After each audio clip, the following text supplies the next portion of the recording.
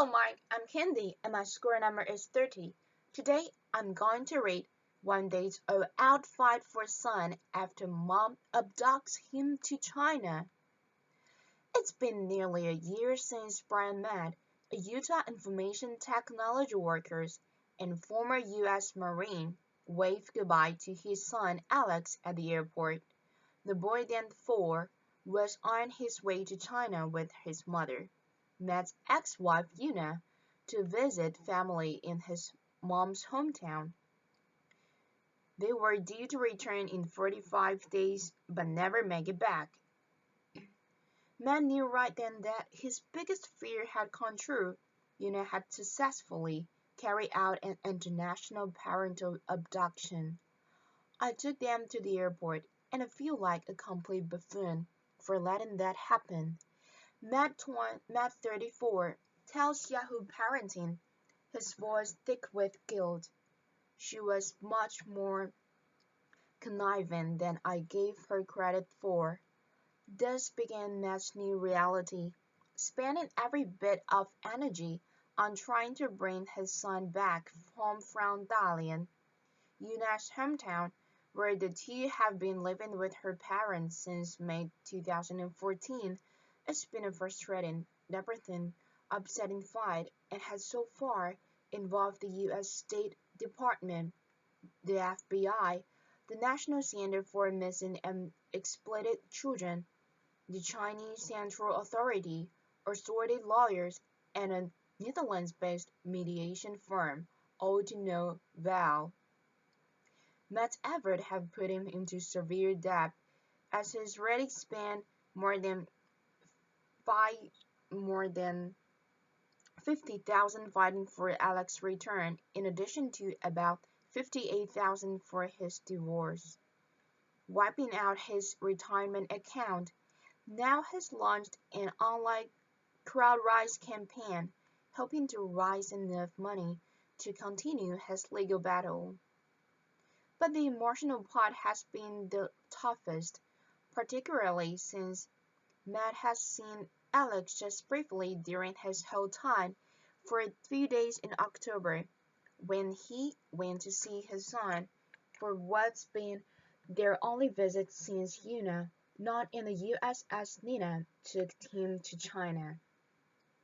I hugged him before I left. I was holding him in my arms and saying goodbye. Matt recalls, "It was the most stressful, difficult things I ever had to do in my life. I feel like an idiot, like I let her play me," about how living without Alex has affected his existence. He says, "This impacts me every single day. Knowing exactly where his son is and not being able to do anything about it has been particularly difficult. Sometimes," Matt says, "Nina allows me to Skype with Alex. I tell him I love him, I miss him, that I hope he can come soon."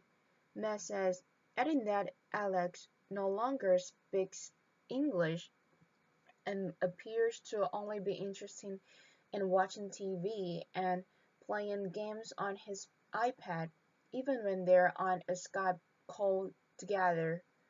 He worries about how Yuna has explained his absence to Alex, and about how he doesn't seem to be attending school. Yuna did not respond to an email from Yahoo Parenting requesting her side of the story. "It's awful, this poor little kid," Jill Call, Matt's Utah-based divorce attorney, tells Yahoo Parenting. She explains that while allowing Yuna to travel to China with her son was a stipulation that they eventually agreed to in the divorce agreement, it was one she and Matt had great reservations about. This was definitely a big fear of his, but his ex-wife wasn't going to stop fighting for it. So it was either we go to trial fighting it all the way for $25,000, or we come up with something we felt was safe enough. So they put safeguards in had in place, Cole explains, which included having Dina sign a notarized statement saying that Alex was a U.S. citizen and that he was to be raised in Utah, requiring that she purchase a round-trip ticket for their travel, having her put out the title of her car as collateral, and also requiring that Alex a temporary visa which would expire, which it has.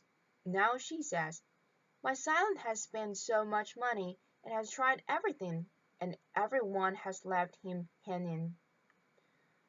The crux of the problem was setting the crux of the problem with getting help from official in this case is the involvement of China, which is not a party to the Hague Abduction Convention, a treaty that many countries have joined in order to provide a shared civil remedy among partner countries to work toward the best interest of an abducted child. Unfortunately, for some of the non-Hague countries, there may be some challenges and difficulties. Maureen had a supervisor in the Missing Children Division of the National Center for Missing and Exploited Children, tells Yahoo Parenting. One problem, she says, is that those countries, including China, won't recognize U.S. custody orders. Other challenge filing international abduction charges against Yunnan with the Justice Department could potentially force her into hiding. Matt says he was advised, while enforcement will be difficult, since there's no extradition treaty between the U.S. and China, but all cases vary widely, she says, and even when they seem hopeless, things can turn on a dime. I've seen situations in which it seems nothing can be done, but things change day by day, day to day, she says. The parent may want to negotiate, the parent may want to come back, the parent may want to travel. In March, the U.S. was able to stop an attempted parental abduction to China when a dad in the U.S. altered authority that his wife had just boarded an airplane to China with their 4-year-old son. He had been altered via email by his wife. The plane was turned around 4 hours into its journey from Washington, D.C., and the boy's mother was arrested. She now faced up to 3 years in prison. That Fred doesn't know how lucky he is, Matt says. Like the parents in that thwarted kidnapping case, Matt and his ex-wife have joined legal custody of their child. But now he and Kyle have submitted a petition to modify that decision.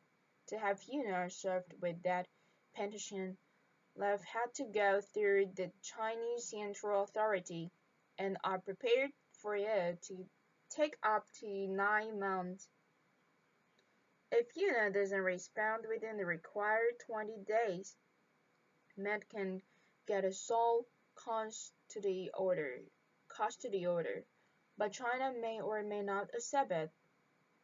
Matt met Yuna in 2003 in Tokyo, where he was on a vacation while was stationed in the Marine Corps in Okinawa, and Yuna, a Chinese national, was attending college on a student visa. The two became the couple, and Matt got a job at a naval base off the coast of Tokyo. They eventually married, having Alex on U.S. military property, making him an American citizen. In 2009, the family relocated to Utah when Matt found an IT job there in 2012. From there, the situation began to devolve.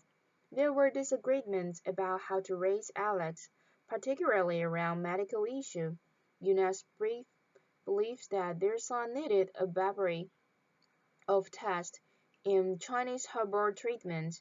She was like a hypochondriac, but for him, Matt explains, he filed for divorce, as well as a police report and an order of protection. When he says Yuna tried to stab him, later, after they were separated, local police chopped her for child neglect after a neighborhood reported Alex working alone in a busy street while Yuna was out grocery shopping. Matt provided Yahoo Parenting with documents relating to each incident. Matt says that once Yuna had gone to China, she told him the child neglect charge made her afraid to come back to the U.S. He convinced police to drop the charge, but Yuna remained where she was.